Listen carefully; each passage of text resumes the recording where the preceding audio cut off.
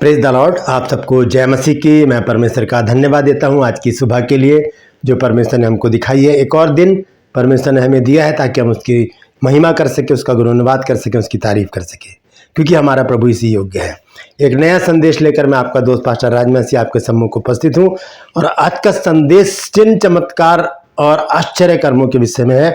हम जानते हैं कि जब प्रभु यीशु मसीह संसार में प्रत्यक्ष रूप से थे, शारीरिक रूप से थे, तब यीशु मसीह ने बड़े बड़े चमत्कार किए। मुर्दों को जिंदा किया, अंधों को आंखें दी, कोढ़ियों को चंगा किया और भी बहुत सारे काम। पानी पर चलकर दिखाया, मलखुस के कान को जोड़ दिया और भी ऐसे ही बहुत बड़े बड़े काम, बहुत बड़े चमत्कार प्रभु यीशु मसीह ने किए। वो कैसे किए, क्यों किए, ऐसी क्या खासियत थी यीशु मसीह के अंदर जो ऐसे काम यीशु मसीह कर पाए। और आज भी हम देखते हैं जो प्रभु के लोग हैं, परमेश्वर के जो लोग हैं, जो सच्चाई से, खराई से, ईमानदारी से, वफादारी से प्रभु का काम कर रहे हैं, वो भी ऐसे ही काम करते हैं। तो क्यों, ऐसी क्या खासियत है जो ये लोग आज भी काम करते हैं और ऐसी क्या बात थी यीशु मसीह के अंदर जो यीशु मसीह ऐसे कार्य करने पाए। 3 बातें हैं जो मैं आज आपको बताऊंगा। बने रहिएगा मेरे साथ, पूरा वीडियो देखिए और इन सच्चाई को जानिए, क्योंकि ये सच है बाइबल का, ये हम सबको जानना बहुत ज़रूरी है। Praise the Lord. तो आज का जो संदेश है वो बहुत महत्वपूर्ण है, हम सबके लिए बहुत महत्वपूर्ण होने वाला है। तो बने रहिएगा, ज़रूर पूरा वीडियो देखिए। मैं कोशिश करूंगा जल्दी से जल्दी समाप्त करने की। Praise the Lord. True pulse में आज का सवाल है कि चेले, यीशु मसीह के चेले कहां पर सबसे पहले मसीही कहलाए। तो अगर आपको पता है तो कमेंट सेक्शन में लिख दीजिए, अगर नहीं तो डिस्क्रिप्शन में जाइए, लिंक को क्लिक कीजिए और जान लीजिए कि चेले सबसे पहले कहां पर मसीही कहलाए। मसीही मतलब क्रिश्चियन कहलाए। Praise the Lord. मेरे साथ मेरी मुहिम में शामिल हो जाइए। जिद है सच को फैलाने की। Praise the Lord. तो आइए एक छोटी सी प्रार्थना करके आज के संदेश को मैं शुरू करूंगा।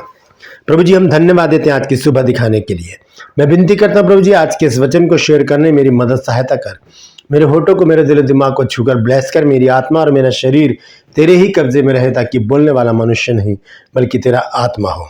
जो भी गूढ़ भेद की बातें इस वचन में छिपी हैं वो हम पे प्रकट करना प्रभु, ताकि इन बातों को हम जाने और प्रभु जी अपने जीवन को हम तेरी इच्छा के अनुसार गुजारने वाले बन सकें।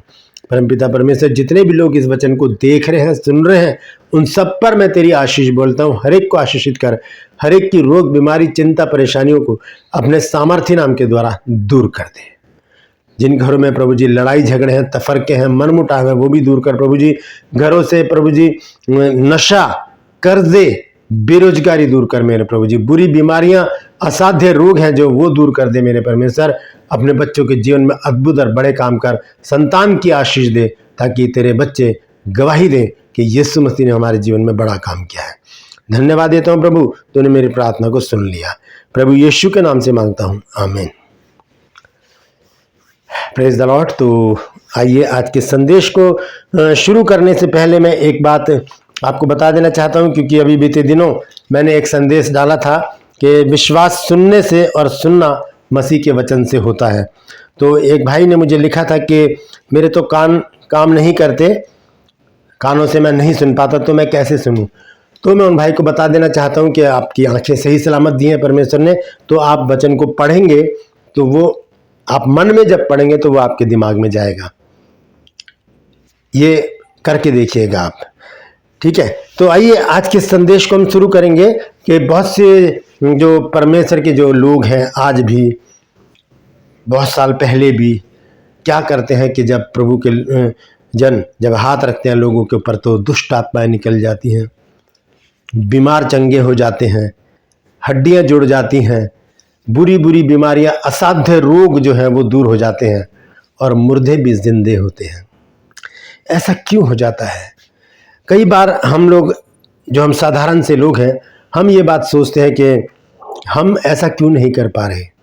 अगर हम ऐसा सोच रहे हैं तो हमें सबसे पहले प्रभु यीशु मसीह के जीवन को देखना होगा, क्योंकि आज जो ये काम कर रहे हैं वो यीशु मसीह तो नहीं है ना, वो यीशु मसीह नहीं है ना, हो सकते हैं, लेकिन फिर भी परमेश्वर ने उनको इतना सामर्थ दिया है कि वो ऐसा काम कर रहे हैं। और इसके लिए 3 चीज़ों की ज़रूरत है, वो भी बहुत ज़रूरी है। तो वो आज मैं आपको बताने जा रहा हूँ। और मैं आपको स्पष्ट रूप से बता दूं कि ये सारी बातें वचन से हैं। एक ही आयत पर मैं आज विचार करूंगा और आप उसी आयत से समझ जाएंगे कि किस प्रकार से प्रभु यीशु मसीह ने इतने बड़े बड़े काम अपने 3.5 वर्ष की सेवकाई में किए। ध्यान से सुनिएगा एक एक पॉइंट को। तो सबसे पहले हम देखते हैं यीशु मसीह के जीवन को। जब यीशु मसीह ने अपनी सेवकाई शुरू की, मत्ती 4 अध्याय के 17 पद से, वहाँ से जब यीशु मसीह ने सेवकाई शुरू की तो वहाँ से यीशु मसीह ने प्रचार किया, 12 चेलों को इकट्ठा किया, उन्हें शिक्षा दी, उन्हें आज्ञाएं दी और उन्हें समझाया, बहुत कुछ समझाया जो कुछ बाइबल में लिखा है। बहुत सी बातें नहीं लिखी हैं लेकिन बहुत कुछ बाइबल में ऐसा लिखा है कि यीशु मसीह ने शिक्षाएं दी हैं। उसके साथ साथ यीशु मसीह एक काम और करते थे, उनके पीछे हजारों की भीड़ चलती थी। जैसे कि हम जानते हैं कि 5 रोटी और 2 मछली से हजारों को यीशु मसीह ने खिलाया, और यरीहो में जब जा रहे थे तो एक बड़ी भीड़ जा रही थी, और इसी तरह से यीशु मसीह के पीछे हजारों लोग चलते थे। तो ये कौन थे ये लोग?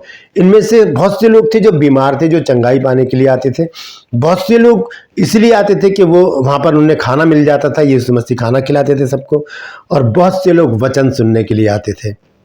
तो ये सारी दो सेवकाई यीशु मसीह की एक साथ चली, चेलों के साथ और लोगों के साथ। ये दोनों सेवकाई यीशु मसीह ने चलाई और थके नहीं। ये अथक प्रयास था यीशु मसीह का, जिसकी वजह से आज बाइबल मेरे और आपके घर में है, और 12 चेलों को यीशु मसीह ने तैयार कर दिया ताकि वो पूरी दुनिया को हिला दें। लेकिन सवाल ये है कि जो यीशु मसीह जो काम कर रहे थे, उनके पास ऐसी क्या चीज़ थी जो ऐसा काम वो कर पाए? उनके पास 3 चीज़ें परमेश्वर ने दी थी। वो क्या चीज़ें थी उसको हम देखेंगे। आइए मेरे साथ निकाल लीजिए, अगर बाइबल आपके पास है, प्रेरितों के काम की पुस्तक, उसका 10 अध्याय और उसके 38 पद को मैं पढ़ूंगा। यहां पर ये पतरस के कथन है, ये पतरस के कमेंट्स हैं जो यहां पर वो बोल रहा है। इससे पहले पतरस कुरनेलियुस के घर जाता है जहां पर उसे बपतिस्मा देता है। कुरनेलियुस अन्य जाति का व्यक्ति है और वहां पर क्या करता है, आकर वो उसको बपतिस्मा देता है, और फिर उसके बाद एक बात वो यीशु मसीह के बारे में बोलता है। क्या लिखा है यहां पर कि परमेश्वर ने किस रीति से यीशु नासरी को पवित्र आत्मा और सामर्थ्य से अभिषेक किया। 2 बातें हैं, पवित्र आत्मा का अभिषेक और सामर्थ्य का अभिषेक। 2 बातें यहां पर पतरस ने बताई कि प्रभु यीशु मसीह को परमेश्वर ने पवित्र आत्मा से अभिषेक किया और अपनी सामर्थ्य से अभिषेक किया। तीसरी चीज क्या है?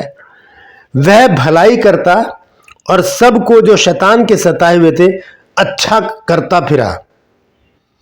तीसरी बात पतरस ने बताई नीचे जाकर, क्योंकि परमेश्वर उसके साथ था। हालेलुया, परमेश्वर उसके साथ था। 3 बातें हैं हमें इस लायक बना देती हैं कि हम परमेश्वर के कामों को अद्भुत रीति से करें और चिन्ह चमत्कार हमारे हाथों से हो, मुर्दे जिंदा हो जाएं और बीमार चंगे हो जाएं, कैंसर खत्म हो जाए और बहुत सारी ऐसी असाध्य रोग हैं वो खत्म हो जाएं। 3 चीजें हमको चाहिए। सबसे पहले पवित्र आत्मा का अभिषेक, परमेश्वर की सामर्थ का अभिषेक, क्योंकि फिलिपियों 4 अध्याय के 13 पद में संत पौलुस ने कहा कि जो मुझे सामर्थ देता है उसमें मैं सब कुछ कर सकता हूं, और वो सामर्थ है पवित्र आत्मा की सामर्थ। तीसरी चीज कि परमेश्वर उसके साथ था। जब तक परमेश्वर हमारे साथ नहीं होगा हम कुछ भी नहीं कर सकते। यीशु मसीह ने खुद इस बात को कहा है यूहन्ना 15 अध्याय में और उसके 5 पद में। वो कहते हैं कि मैं दाखलता हूं और तुम डालियां हो, जो मुझ में बना रहता है और मैं उसमें, वो बहुत फल फलता है, क्योंकि मुझसे अलग होकर तुम कुछ भी नहीं कर सकते। हम कुछ भी नहीं कर सकते जब तक परमेश्वर हमारे साथ ना हो, हम कुछ भी नहीं कर सकते। हमारे अंदर इतनी सामर्थ्य है ही नहीं कि बिना परमेश्वर के हम सांस भी ले लें, बिना परमेश्वर के हम प्रचार भी कर लें, बिना परमेश्वर के हम कोई चिन्ह चमत्कार कर दें, किसी को चंगाई दिला दें। हम ऐसा कर ही नहीं सकते, क्योंकि सब कुछ करने वाला परमेश्वर है। परमेश्वर ही हमें पवित्र आत्मा का अभिषेक देता है, परमेश्वर ही हमें सामर्थ्य का अभिषेक देता है, परमेश्वर ही हमारे साथ रहता है। तब लोगों के बीच में आश्चर्य कर्म होते हैं।